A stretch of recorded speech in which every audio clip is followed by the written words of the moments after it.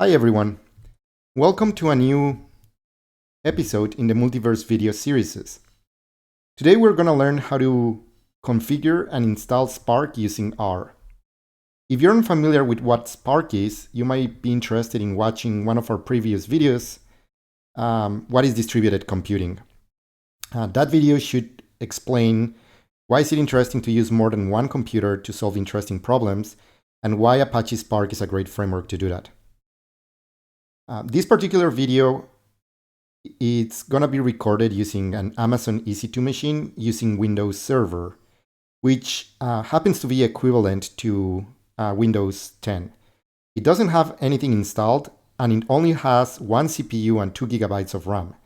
So my hope is that if we can get Spark and R running in this machine, you shouldn't have also any problem running and using R on your particular hardware. So as I mentioned, we're going to be using R and Spark. So the first step that you want to do to get your environment set up is downloading R. The easiest way is to just search in Google for download R and go to the website and then click the download R link. Now I'm going to be using, you can use the first, whichever mirror you want. I'm just going to use the first one. And since I'm going to be using Windows, this is the version of R that I'm going to download. But if you're using Mac or Linux, you can also download the appropriate version of R for your operating system. All right, so let's click install R for the first time, and then just download R 3.6.1 for Windows. This version might change, obviously, but this page should get you the latest version available. All right, so that's pretty simple. It has an installer. You just want to click next. Everything, the defaults, and that's pretty much it. So this is getting R installed. You don't need to install RStudio, which is a very popular IDE when using R. I'm personally going to install also RStudio. And again, I'm just searching download RStudio. That's the easiest way to find what you're looking here. And then you want the desktop version. This version is completely free. So you can just choose the version that you're interested in. Again, in this case, I'm using Windows, but you might want to be choosing Mac, Ubuntu, Fedora, Debian, OpenSUSE, or and also choose the appropriate business of your installer. Anyways, so R is almost installed. It doesn't take long. And again, this is the machine. The machine that we're using only has 2 gigabytes of RAM, and it only has one CPU. So it's pretty limited, but should work. And yeah, that's pretty much it. And then you want to launch the RStudio installer.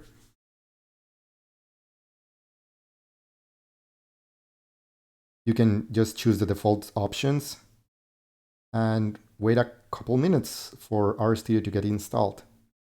And that's pretty much it regarding setting up R in your local environment. Everything else up to this point, well, most of the steps up to this point, we're going to execute within R and within RStudio in order to get Apache Spark running. While we wait, I should mention, I should give you a few resources related to Spark. The first one is the Spark documentation, which you can find on spark.apache.org. This would be the main site with all the resources related to Spark. However, Spark is a computing platform that supports multiple programming languages like Scala and Python and R. And in the documentation and the releases, you will find that there's different languages involved. What I would recommend to do is rather to go directly to the spark.rstudio.com site if you ever need help or additional resources, which is a site dedicated with information regarding R and Apache Spark. It doesn't cover any of the other programming languages like Python or Scala. It focuses entirely only on R. Right, so we finished installing RStudio.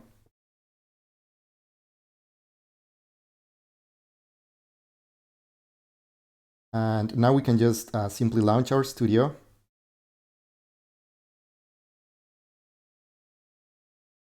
Also gonna pin it just this first time. All right, so we have RStudio loaded, which is great, and R also working. So the first thing to notice is that the package that we're gonna be using today to install Spark and also to use Spark is named sparklyr. So what you want to do is go to Packages, Install, and then just simply do sparklyr, and then install. Again, this is gonna take a few minutes, and while it installs, I should introduce sparklyr. So sparklyr is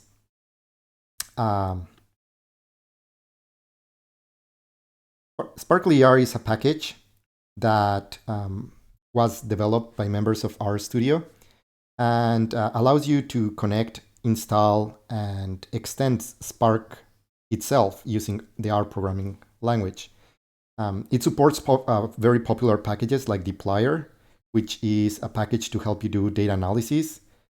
And it also supports a rich library of machine learning functions, which are provided in Spark by a library called MLlib. There's also support to enable extensions, so you can basically extend the functionality available in both Spark and sparklyr using extensions.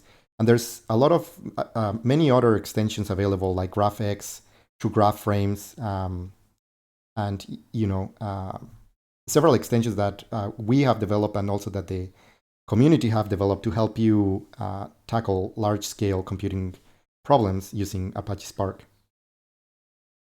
All right, so yeah, so the packages are still currently being installed. There's a few dependencies, and this is the first time that we installed anything in R or in this particular machine, so it's expected to take a little bit of time. And yeah, so in this particular video, we're not going to learn how to use R with Spark. That might be left for another video. But if you want to get started using Spark, the first thing that you might want to consider learning is dplyr. And you don't even need to use Spark in order to use dplyr. Dplyr is its own package that allows you to do data manipulation on R in memory. And once you learn dplyr, basically you can apply those same concepts to large-scale computing using Apache Spark. Yeah, so the transition is very nice and smooth if you already know dplyr. You can just focus on kind of like the distributed computing part of running data at scale and not have to worry about relearning a framework for doing data manipulation. Let's see. Yeah, so we're moving on. We just finished installing a package called tidyselect, and there's a few more other packages. You can see that dplyr is also being installed by default when you install sparklyr, and a few other dependencies. Should be close to being done. Actually, it's done. Okay, so now we have the sparklyr package installed in our R session. So what you want to do now is import the sparklyr library. And this package, sparklyr, contains a function to install Spark itself. So we're going to run spark install. And basically what this function is doing for you is downloading the latest version of Spark, in this case, Spark 2.4.3. And it's also pre-configuring the Spark distribution to be useful with your local machine. One thing I should have mentioned is we're going to be focusing in this particular video on installing Spark on your local machine.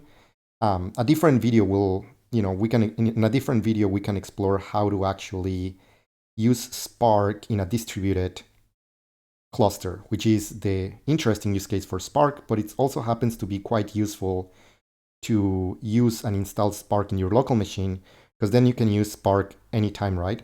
So a lot of times what you will find yourself doing is you can sketch a data analysis workflow using Spark in your local machine. And when you're ready to execute that same data analysis in a distributed compute environment, this would be a Spark cluster, then you can literally just use RStudio R or one of the available notebooks from your cluster provider to rerun the computation at scale. So it's still very useful to have the local installation, which we now have. So it's installed. Actually, let's see, we do have a warning, and this warning actually only happens when in some computers that don't have the time zone set in Windows. We can just set the time zone pretty easily. I believe GMT should be more than enough, just to get rid of the warnings. And that's pretty much it. So the next step that you would want to do would be to either, well, most likely connect to Spark in your local environment. So let's try to do that. You will do that with Spark Connect. And master, which is your cluster master node, since we don't have a real cluster, we only have a single computer. For now, we're just gonna say that our master is our local computer. Now, the first time it's likely to fail, maybe not. There's two things that you need to consider. One, well, in this case, sparklyr is giving us a warning that there are some Visual C++ libraries that need to be installed. It is very likely that you won't hit this error. This mostly is happening because this is a brand new virtual machine which has absolutely nothing installed in it. So it's not likely that you will need to run this step, but it's just good to know. So we're pointing you to the URL that you from the Visual Studio runtime that you need to install. It's quite fast, and that's pretty much it. So that's it. It's not a big download. And then you want to restart your R session and try again. Now this is gonna fail again. Oops, sorry. Let's include the library first. This is gonna fail again because Spark uses Java. Java is a programming language and also a virtual that contains a virtual machine.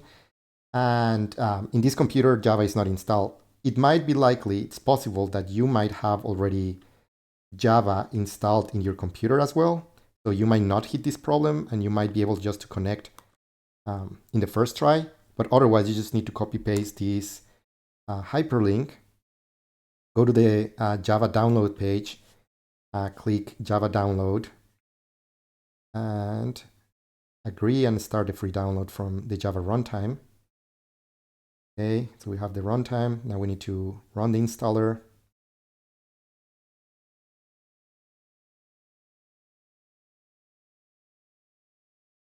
Which should launch in just a second.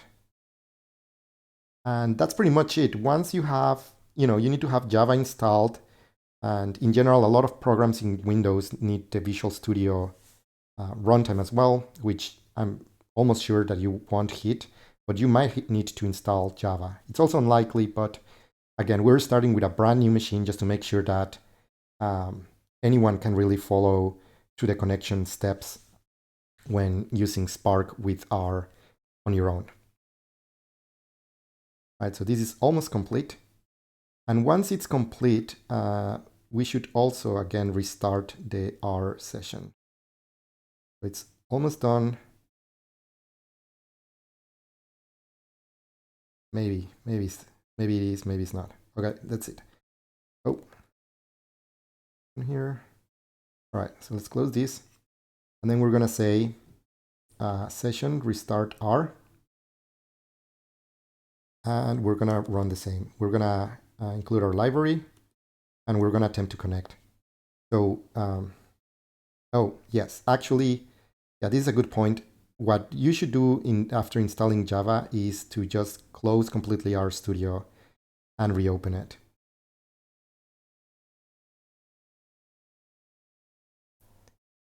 Perfect. So let's do library sparklyr, and we're gonna root the same connection command.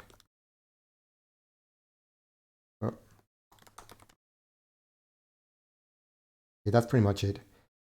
So again, in this case, we're connecting to the latest version. It's already installed. We have Java installed, which is a requirement for Spark. And this should be pretty much it. I'm using, as I mentioned, I'm using only 2 gigabytes, which should be enough to connect. It's definitely a bit slower than in my actual machine that has more memory available, but 2 gigabytes should be more than enough to connect and have basic use of the Spark features. And again, you wouldn't use Spark in your local machine. You would use it usually in a cluster, right? So right now we're connected. That's pretty much it. And one of the things that you can do is you can either do it by code by saying Spark Web SC, or you can also just launch it from here on the Spark, on the connections pane. You can just say Spark, and that's going to open the UI, which this is the Spark user interface. Oh, it's actually opening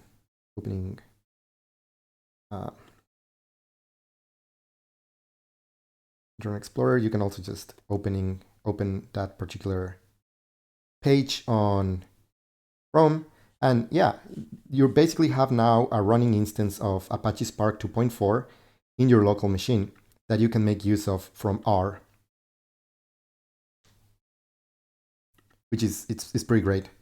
One thing to mention, if you prefer, and it's the first time you're doing this and you don't remember the commands to connect, a different option you can use to connect is you can go through the new connection and then just click Spark after you install Sparkly R, which might prompt us, which is the case, installing additional packages that are required to use this extension. And once they are installed, oh, we're hitting the same thing. Let's see, are we? Oh, it's just a warning. And yeah, the time zone, I haven't even set up the time zone in this new virtual machine. So you might see that warning as well, but it's unlikely. I'm sure your computer is properly configured with the right time zone. And yeah, so the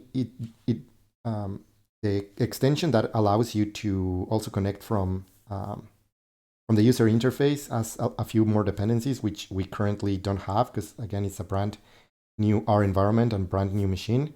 But once you have those dependencies, this particular user interface, it's pretty fast to open and initialize. So again, this is just a helper. So rather than having to remember the connect command, you can just use the UI.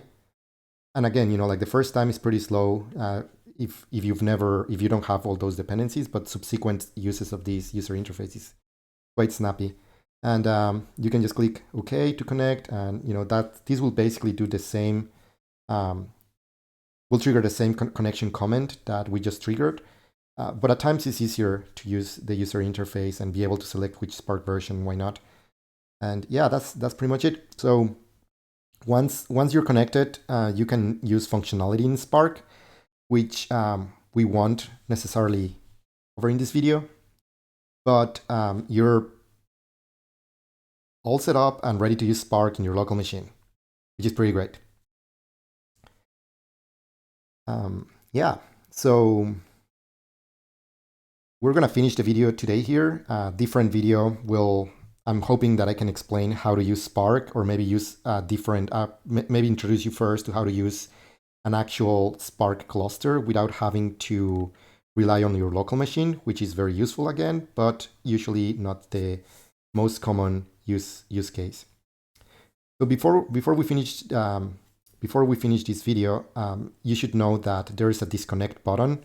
You can either disconnect by saying Spark disconnect, and then SC, which is the Spark connection, or you can just click the disconnect button, which again disconnects you from Spark and reduces the memory allocated to your local Spark cluster, and why not?